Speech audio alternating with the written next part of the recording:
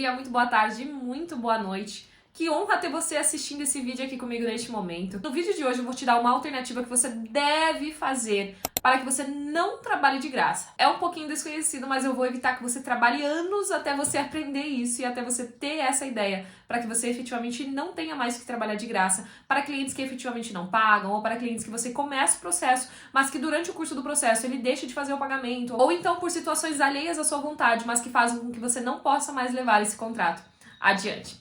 Antes disso, eu peço para você se inscrever aqui no canal e já deixar aqui o seu like nesse vídeo, porque isso me ajuda muito a trazer novos conteúdos para vocês. Neste canal eu falo com jovens advogados que estão tentando fazer a sua advocacia dar certo, a partir de uma perspectiva de alguém que também é jovem advogada e que tem feito que a advocacia dê certo efetivamente. Pois é, eu não sei como foi a tua graduação, eu não sei se você fez estágio durante a graduação. Talvez algumas pessoas que tenham feito estágio, elas saibam dessa estratégia, elas saibam desse documento, mas é algo que não é tão conhecido e que na faculdade eles sequer mencionam para nós, que é a renúncia de procuração. Anota esse nome porque isso é uma grande estratégia e é algo que pode mudar a sua advocacia. Sem maiores delongas, a estratégia desse vídeo é dizer para você que assim que o cliente assinar o contrato de honorários, ou seja, que ele passar a firmar um contrato com você, faça também uma renúncia de procuração. Sim, é isso mesmo que você ouviu. Sabe por quê? Porque o advogado que aprende a se proteger desde o início evita muitas dores de cabeça e, principalmente,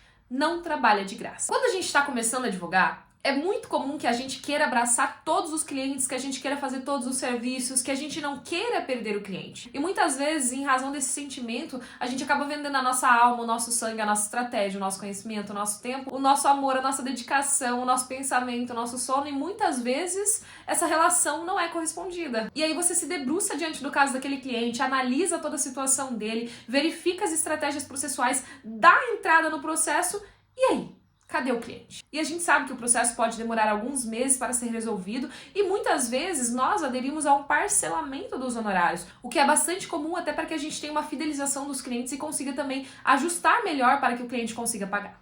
Mas e aí? E se durante esse contrato o cliente some e você está vinculado no processo? Afinal de contas, você entrou com o processo, você tem a procuração e agora você não consegue abrir mão deste processo. E existe uma coisa que talvez você, enquanto jovem advogado, não tenha percebido ainda. Nós não podemos ser reféns dos clientes.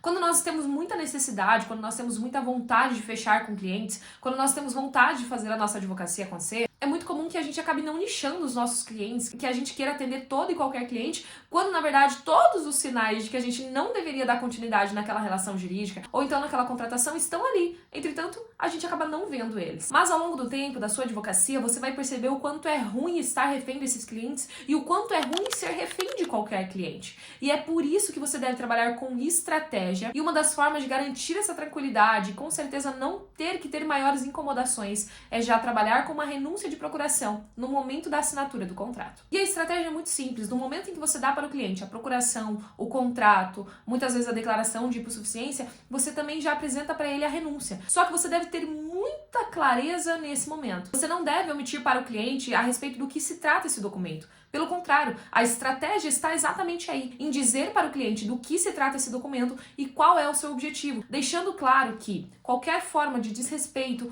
qualquer forma de inadimplência ou então situações em que o cliente não confia na estratégia, esse documento vai ser utilizado como forma de o advogado sair deste processo. Ou seja, o advogado deve esclarecer que a partir do momento em que este documento for protocolado no processo, esse advogado estará desvinculado depois de passado algum tempo e ele terá que fazer a contratação de um novo advogado. Obviamente que você também deve esclarecer para o cliente que esse documento jamais será utilizado se a relação contratual ocorrer da melhor forma. Mas, nesse caso, se o cliente parar de responder, parar de fazer os pagamentos necessários, ou então haver um rompimento da confiança, você tem o seu instrumento para encerrar essa relação de forma ética e estratégica. A renúncia de procuração é prevista no Código de Ética da OAB e garante ao advogado que ele não tenha que trabalhar de graça.